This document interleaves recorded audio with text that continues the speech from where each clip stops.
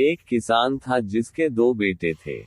वह बहुत ही आलसी और निकम्मे थे। वह अपने पिता को कामकाज में हाथ बटाने के बजाय आलस किया करते थे, इधर उधर घूमते फिरते थे।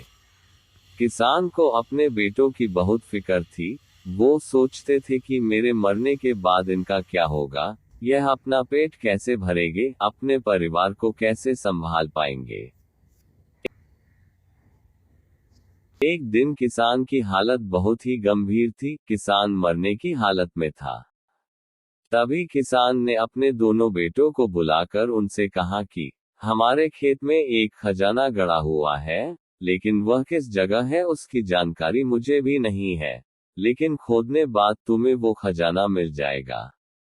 इतना कहकर किसान भगवान को प्यारे हो गए। खजाने की खबर सुनकर दोनों बेटों के मन में लालच आ गया और वो दोनों खेत पर चले गए और खेत को खोदने लगे। खजाने के लालच में कुछ ही दिनों में पूरे खेत को खोदने के बाद वह घर जाकर बैठ गए और वह अपने पिता को कोसने लगे। इसी तरह कुछ महीने बीत गए और वर्षा ऋतु का आगमन हुआ। किसान के बेटों के पास पेट भरने के लिए सिर्फ एक ही जरिया था, वो है खेती। तब बाकी किसानों की तरह किसान के बेटों ने खेत में बीज बोने शुरू कर दिए। वर्षा का पानी पाकर वह बीज अंकुरित हुए और देखते ही देखते खेत लहराने लगे। ऐसा लग रहा था कि हवा के झोंके से लहरा रहा था।